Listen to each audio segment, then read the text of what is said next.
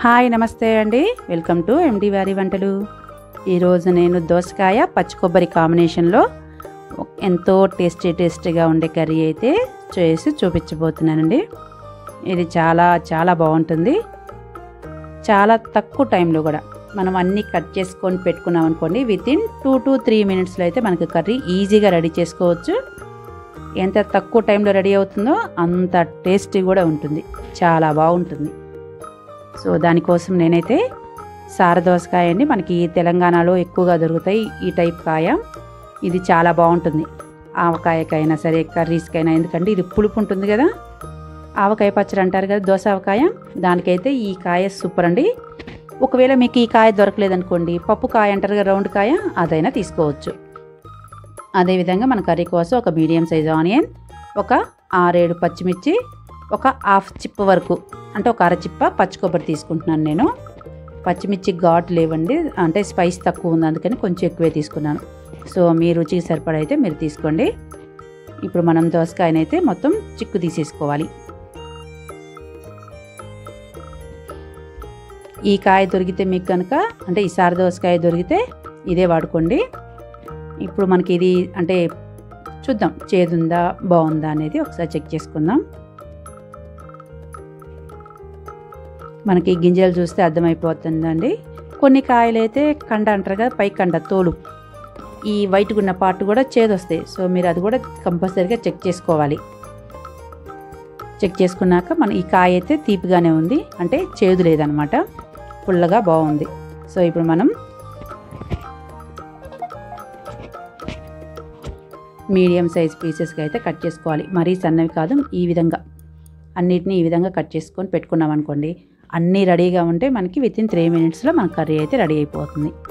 అది ఎలా అంటే చెప్తాను. అది కూడా మనం ఒక ఉల్లిపాయ తీసుకున్నాం కదా, వాటిని కూడా మీడియం సైజ్ పీసెస్గా అయితే కట్ చేసి పెట్టేసుకోవాలి. ఈ ముక్కలన్నిటిని పక్కన పెట్టేసుకుందాం. మనం కారం రెడీ చేసుకోవాలి కదా కర్రీ కోసం. ఇంతకుముందు నేను చూపించిన విధంగా కొబ్బరి, పచ్చిమిర్చి, అదేవిధంగా ఒక 5-6 వరకు, నేను తీసుకున్న 1/2 కేజీ దానికి ఒక 6 వరకు అయితే వెల్లుల్లి రెబ్బలండి. ఈ కర్రీకి మెయిన్ ఈ కొబ్బరి వెల్లుల్లి రెబ్బల వల్ల మంచి టేస్ట్ వస్తుంది అన్నమాట. సో వీటన్నిటిని అయితే మనం మిక్సీ పట్టేసుకుందాం. మన రుచికి సరిపడా ఉప్పు అయితే ఇప్పుడే యాడ్ చేసుకోవచ్చు, లేదంటే మనం ఉడికించుకునేప్పుడైనా యాడ్ చేసుకోవచ్చు. సో నేనైతే పచ్చిమిర్చి ఇవి అంటే మిక్సీ పట్టేప్పుడే వేసేసుకుంటున్నాను, మీరు తర్వాతకైనా యాడ్ చేసుకోవచ్చు. ఇంత ఫాస్ట్గా ఎలా అవుతుందంటే నేను కుక్కర్లో చేస్తున్నాను. కుక్కర్లో చేసుకున్నా సరే మనకి కర్రీ ఏమాత్రం గుజ్జవ్వకుండా చాలా పర్ఫెక్ట్గా వస్తుంది. ఆయిల్ కూడా తక్కువగా యూజ్ చేసుకోవచ్చు కుక్కర్లో అయితే మనం. సో కొంచెం తక్కువ ఆయిల్ వాడాలి అనుకున్న వాళ్ళు కుక్కర్ ప్రిఫర్ చేస్తే బెస్ట్. కొంచెం ఆయిల్ యాడ్ చేసుకొని, అంటే నేను 1 టేబుల్ స్పూన్ మాత్రమే వేసుకున్నాను. ఇందులోనే కొంచెం జీలకర్ర, ఆవాలు, ఇంకా నేను వేరే పోపు దినుసులు ఏమీ వేయట్లేదండి. ఇవి ఫ్రై అయ్యాక, అంటే చిటపట సౌండ్ వస్తుంది కదా, అప్పుడు మనం కట్ చేసుకున్న దోసకాయ ముక్కలు, అదేవిధంగా ఉల్లిపాయ ముక్కలు అయితే యాడ్ చేసేసుకోవాలి. ఒకసారి వీటన్నిటిని బాగా కుదించేసుకోండి. ఇందులోనే కొంచెం పసుపు ఒకసారి కుదించుకోవడం వల్ల ఏంటంటే పోపు గింజలు అవన్నీ పైకి వస్తాయి మంచిగా. పూర్తిగా అడుగున ఉంటే మాడిపోతాయి కదా. సో అందుకని ఒకసారి బాగా కుదించేసుకోవాలి. ఈ విధంగా కలిపేసుకున్నాక ఇందులో మనం మిక్సీ పట్టుకున్న కొబ్బరి కారం ఉంది కదా, పచ్చిమిర్చి, కొబ్బరి, వెల్లుల్లి మిక్సీ పట్టుకున్నాం కదా, వీటిని అయితే ఇందులోనే వేసేసుకోవాలి. అన్నిటినీ కుక్కర్లో ఒకేసారి వేయడం వల్ల ఏంటంటే మనకి ఫాస్ట్గా అయిపోతుంది. ఇందులో కొంచెం వాటర్, నేను మిక్సీలోనే కారం పట్టే కదా, అందులోనే కొంచెం ఒక చిన్నది కాఫీ గ్లాస్ ఉంటుంది కదా, ఆ గ్లాస్ తోటి ఒక 1/2 గ్లాస్ వాటర్ అయితే యాడ్ చేసుకుంటున్నాను. ఎక్కువ అవసరం లేదండి, ఎందుకంటే దోసకాయ కూడా వాటర్ వస్తుంది కదా, మనం ఉప్పు కూడా వేసాం కాబట్టి వాటర్ రిలీజ్ అవుతుంది. సో మనం 1-2 విజిల్స్ మాత్రమే ఉడికించుకుంటే సరిపోతుంది. చూసారా, 1-2 విజిల్స్ తర్వాతకి మనకైతే దోసకాయ అయితే మగ్గిపోయింది.